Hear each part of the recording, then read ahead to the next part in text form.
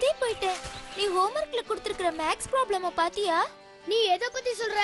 ஒரு விவசாயி 7 நிலம் வச்சிருந்தாரு. அதுல நஷ்டமாய் 4 நிலம் மட்டும் இருந்துச்சு. ஆமா அதேதான். ஆமா, அது ஒண்ணு கஷ்டமான ப்ராப்ளம் இல்ல. என் அப்பா தோட்டத்து வேலையை முடிச்சோனே எனக்கு அதை சொல்லி கொடுக்கறேன்னு சொல்லிருக்காரு. ஹே ஃப்ரெண்ட்ஸ், அந்த எக்ஸசைஸ்ல இருக்கிற ப்ராப்ளம் எல்லாம் இதே மாடல்னு நீங்க நினைக்கிறீங்களா?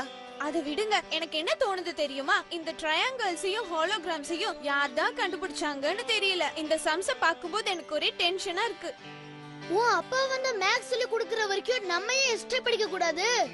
படிக்கலாம். ஆனா என்கிட்ட ஒரு நல்ல யோசனை இருக்கு. அதுக்கு முன்னாடி நாம ஏன் அனாவோட கதை கேட்க கூடாது? அது ரொம்ப சுவாரஸ்யமா இருக்கும். அது மட்டும் இல்ல, ரொம்ப வேடிக்கையா இருக்கும்ல. சரி, நம்ம மேக்ஸ் ப்ராப்ளம்க்கு ஒத்து போற ஒரு கதை எனக்கு தெரியும் நினைக்கிறேன்.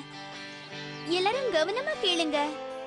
ஒரு ஊர்ல ஒரு அண்ணன் தம்பி வாழ்ந்துட்டு இருந்தாங்க. ஒரு மாலை பொழுதுல அந்த 2 சகோதரர்கள்ல ஒருத்த அறிவாளியாவும். ஏய் நீ நிறுத்து. நீ அறிவாளினா நான் உன்னை விட அறிவாளி. சரி விஜய், நீ அறிவாளியாவே இரு. விஜய், நீ புத்திசாலியாவே இரு. ஆனா ஒரு விஷயத்தை மறந்துடாதீங்க, இது உங்க யோசனை தான்.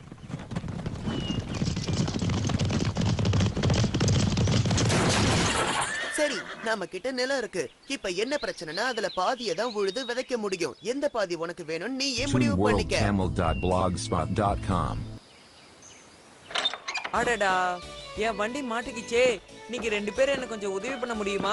இதுல கேக்குறதுக்கு என்ன இருக்கு? விவசாய நிலத்தை நான் வச்சுக்கிறேன், மத்தத நீ வச்சுக்கோ. ஓ அப்படியா? இத பத்தி அரசர் என்ன சொல்றாருன்னு போய் கேட்போம். ஒரு நிமிஷம் இருங்க. நான் தான் அரசர். உங்க 2 பேருக்குள்ள நடந்த வாக்குவாதத்தை நான் கேட்டுட்டு தான் இருந்தேன். கவலைப்படாதீங்க, இதுக்கு சுலபமா ஒரு தீர்வு சொல்றேன், கேட்டுக்கோங்க. நிலத்தை சரி பாகமா பிரிச்சுட்டா உங்க பிரச்சனை தீந்துரும்ல. நீங்க சொல்ற மாதிரி எங்களால எப்படி பண்ண முடியும்?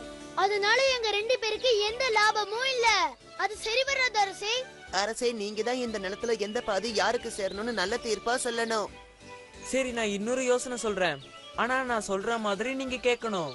நான் ஒரு புதிர் போடுறேன். அதுக்கு யாரு சரியான விட சொல்றாங்களோ அவங்களுக்கு தான் நிலம். இந்த யோசனை ரொம்ப நல்லா இருக்கு. அறிவாளியான நான் இதுக்கு பதில் சொல்லுவேன்னு நினைக்கிறேன். நடக்கும் போது யார் ஜெயிக்கிறான்னு பார்க்கலாம். அதுக்கு முன்னாடி என் வண்டி ஒரு பள்ளத்துல மாட்டிடுச்சு. அதை எடுக்க உதவி பண்ண முடியுமா? நான் அவசரமா ஒரு கல்யாணத்துக்கு போறேன்.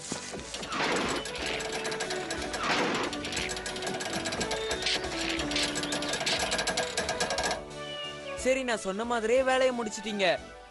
உலகத்திலே வேகமா செயல்படுற விஷயம் எது? இத கண்டுபிடிக்கிறவங்களுக்கு நிலம் முழுசா சொந்தம். ஒரு நாள் அவகாசம் தரேன். அரண்மனைக்கு வந்து பதில் சொல்லுங்க. போகலாம்.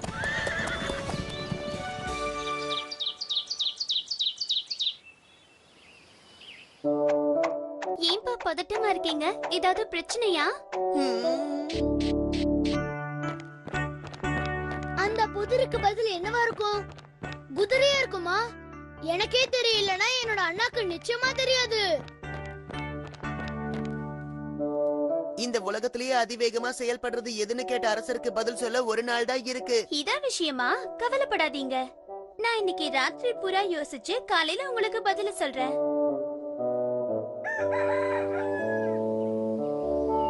சரி, நான் சொல்றத கவனமா கேளுங்க. அப்பா, நிச்சயமா இந்த உலகத்துல அதிவேகமான விஷயம் என்னன்னா அது கண்டிப்பா அதுவாதான் இருக்கும். நீ சொல்ற பதில் சரியா இருக்கும்னு நினைக்கிறேன்.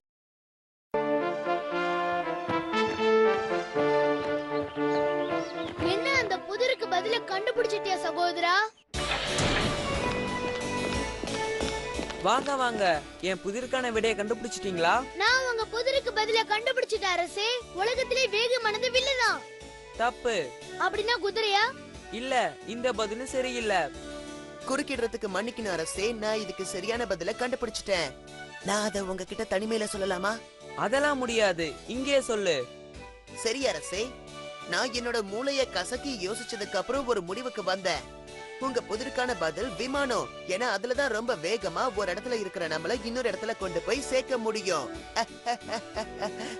இதான் நான் எதிர்பார்த்தேன். சரியா சொல்லிருக்க. அந்த நிலம் முழுசா உனக்கு தான் சொந்தம். என்ன அரசே, எனக்கு தயவு செஞ்சு ஒரே ஒரு வாய்ப்பு கொடுங்க.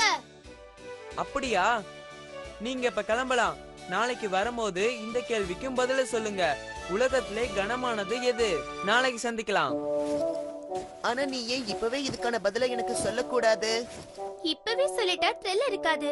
நீங்க போய் தூங்குங்க. காலையில கிளம்பும் போது நான் நிச்சயமா சொல்றேன். சரியாப்பா?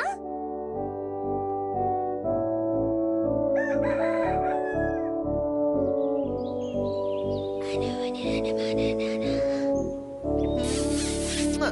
நீ உண்மையிலேயே அறிவாளி பொண்ணுதான். நீங்க என் கேள்விக்கான பதில கண்டுபிடிச்சிருப்பீங்கன்னு நினைக்கிறேன்.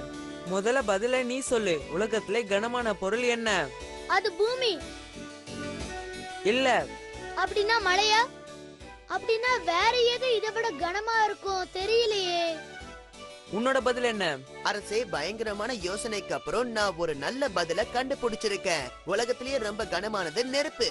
அதை யாராலையும் கையால தூக்கவே முடியாது. மறுபடியும் நீ ஜெயிச்சிட்ட. அரசே, இவங்களை நான் கெஞ்சி கேட்டுக்கிறேன். கடைசியா எனக்கு ஒரே ஒரு வாய்ப்பு கொடுங்க. நீ கேட்ட மாதிரியே